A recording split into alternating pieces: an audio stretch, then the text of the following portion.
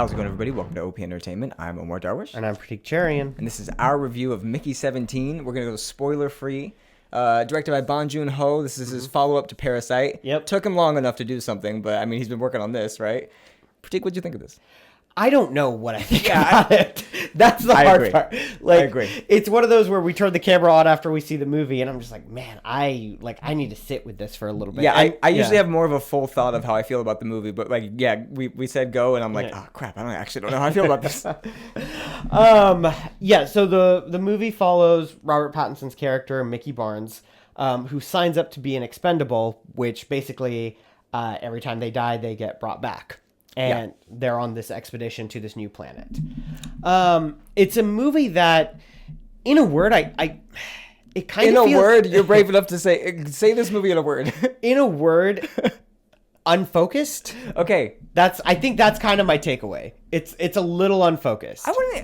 I wouldn't even say it's just a lot. This movie's like 2 hours, 20 minutes, maybe a little bit less. And it feels like it. The pacing is terrible, but there's so much in this movie. Like each scene, it just goes into the next, which I appreciate, but it's paced horribly, but when you're in a scene, you never get that scene where you're just like, okay, you could have cut this. Exactly. You don't have you could have cut this scene. Like I said it when we were leaving the theater, but it felt like a lot of these movies, there's just music playing and a montage going on for there's 5 or 6 scenes like that, or just a character getting from point A to point B and then just music playing, and there's nothing like that in this. This felt like each scene was there because it's like they didn't cut anything, but there's probably a 6-hour version of this movie because there's so much. Here's what I liked. Robert Pattinson is great as Mickey, and Mickey, well, it's not what's in the trailer? It's on all the trailers, as all the versions of Mickey. I appreciated Robert Pattinson. If you don't like him as Mickey and you don't like Mickey as a character, this might not work for you.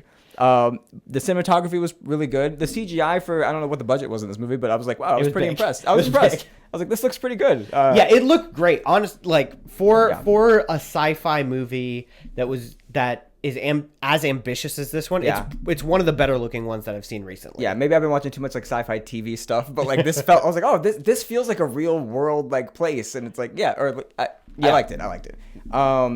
How'd you feel about Mark Ruffalo in this? Let's just get into that. So Mark Ruffalo is playing a caricature of a real life person, and I won't say who. A real life president. But all right, well, fine. We are saying who.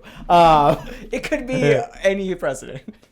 And it's very, very obvious, and I don't want to say it's distracting because he does he's chewing the scenery so well. He does such a good job. I wanted to say coming out of it that what movie did he think he was in? But this is the movie he was supposed to be in, and he kind of killed it.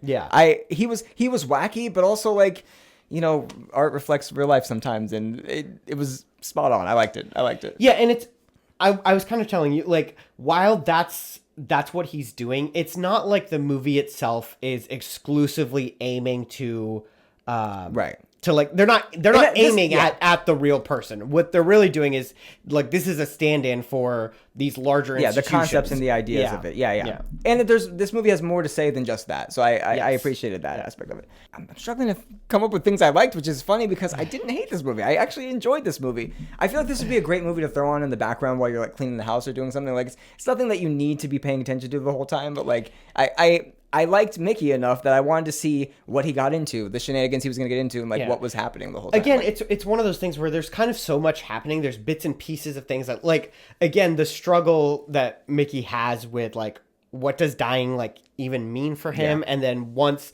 we have the two different Mickeys at the same time, and they're push and pull back and forth, and the way that Pattinson plays the two of them, where it's very, very obvious who is who. They don't give you a lot of exposition on what's going on psychologically. It's all in his face and the performance of him in each one of these Mickeys. Yeah, great. Yeah, it's great. Honestly, to me that's the standout. Yeah. And just like in Lighthouse, where they're just kind of all right, rolling, Robert Pattinson, do whatever you want. I felt like they kind of did that in this for a couple scenes, and I was like, yeah, this is great. And if you're not gonna cut anything, leave it. But yeah, again, hard movie to talk about. Yeah, it's a hard movie to recommend. I don't know how they marketed this movie at all. I don't know how you market this movie. I almost wish they didn't, and you could just kind of go into this Yeah, I say that about a lot of movies, to be honest. Especially this year. Looking at you, companion. The score to this movie was really bad. I'll say this, not just the score, the sound mixing in general felt off, and just like the sound of this movie was just irritating. Like it's very quiet for most of it, and then just very screechingly loud and like annoying and like just like I said, the sound mix and even when people are talking, it felt like there's some weird ADR secondhand going on in there. I don't know, maybe there wasn't, but. You know, I've always held to the belief that you don't need to hear everything that's being said because you don't hear everything that's being said in real life. So yeah, but you see what? This is a movie, all right? All right, Nolan? It's a movie, all right? Anyways. I like this movie. I didn't love this movie. Would you rewatch this? How do you feel about rewatchability when it comes to this? I don't know. I don't know if I would. Like, I don't know. There have been a couple movies this year where as soon as I was done, I was like, oh man, I need to bring like this person or this person to come see this. This one, I left it and I was like, it was good. I don't know that I'm in a rush to like come back to it. I'll tell you what, I'm excited to see like whatever Robert Pattinson does next and whatever Bong Joon-Ho does next. And that's another thing.